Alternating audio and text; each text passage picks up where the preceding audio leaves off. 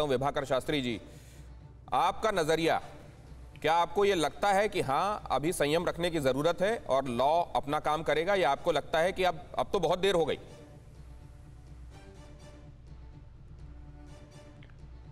धन्यवाद दिनेश जी, और सभी पैनलिस्ट को और सभी दर्शकों को मेरा नमस्कार। जैसा कि आप जानते हैं, जब लखीमपुर में ये घटना हुई और प्रियंका जी रात को वहां गई तो किस तरीके से पुलिस ने उनके साथ दुर्व्यवहार किया और वो 48 घंटे वहां पे गेस्ट हाउस में जेल में रहीं, उनको नज़रबंद कर दिया गया। अगर आप इतिहास में जाएं और आप देखें कि एक बार ऐसे ही एक रेल दुर्घटना हुई थी।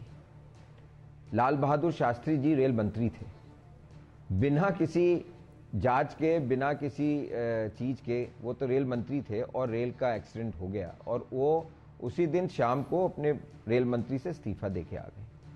तो ये होती है नैतिकता की राजनीति। ये जो अजय कुमार टहनी जी हैं, ये गुंडे हैं। ये किस तरीके की भाषा का प्रयोग कर रहे हैं आपके पत्रकारों ने इनसे सवाल किया इनके लड़के के बारे में, इन्होंने किस तरीके से, और ये मारने पे आ गए। ये तो गुंडे हैं। ये कहते हैं कि मैं देख लूंगा। आपने ही तीनों वीडियो चलाए अभी, और तीनों वीडियो में इनकी भाषा का आप जरा उल्लेख करें और देखें कि किस तरीके से अपनी भाषा का प्रयोग कर रहे हैं। तो मेरा ये मानना है कि ये इनको केंद्र सरकार, और ये जो बीजेपी वाले बोलते हैं कि डबल इंजन की सरकार विकास कर रही है यूपी और केंद्र में, ये विकास हो रहा है। ठीक है, यही विकास हो रहा है कि मंत्री का लड़का किसानों पर चलता है, किसानों को मार देता है और मंत्री को बचाया जाता है।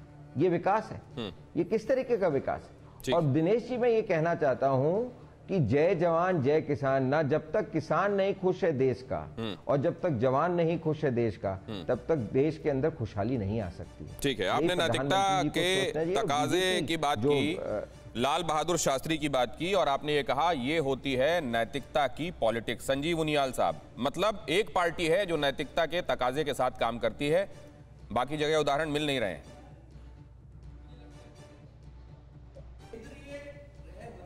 पुत्र, जिसकी सरकार इतनी थंपिंग मेजॉरिटी से आज देश पर शासन कर रही है दूसरे टेन्योर पर, जो कि किसी भी तरह के करप्ट मिनिस्टर्स को टॉलरेट नहीं करती, ऐसी सरकार जहां से लीड की जाती है, जो कि करप्ट मिनिस्टर्स को 1 मिनट में हटा देती है, पूरे का पूरा पोर्टफोलियो को चेंज कर देती है।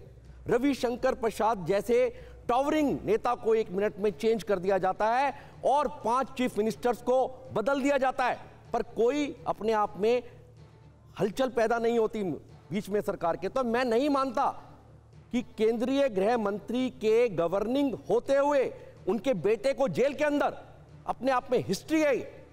अगर ये शास्त्री जी का एग्जाम्पल दे रहे हैं तो मुझे लगता है कि शास्त्री जी के इतने जबरदस्त एग्जाम्पल के बाद अगर हम 72 वर्षों का कार्यकाल भूल जाएं, जहां की सिर्फ करप्शन हुई, जहां जीजा साला बहन बेटियों का राज्य चलता रहा एक ही सरकार का, अगर उस सरकार के पीरियड को भूल जाएं तो अपने आप में एक दूसरा बहुत बड़ा एग्जाम्पल होगा दिनेश, अपने आप में ये कि एक केंद्रीय गृह मंत्री के बेटे को सलाखों के पीछे ले जाके बांध दिया गया, उसको जेल के अंदर डाल दिया गया और आज उसमें एडिशनल चार्जेस के साथ पेश किया गया एक नई चीज को। परवाह देश की, सोमवार से शुक्रवार रात 10 बजे TV9 भारतवर्ष पर।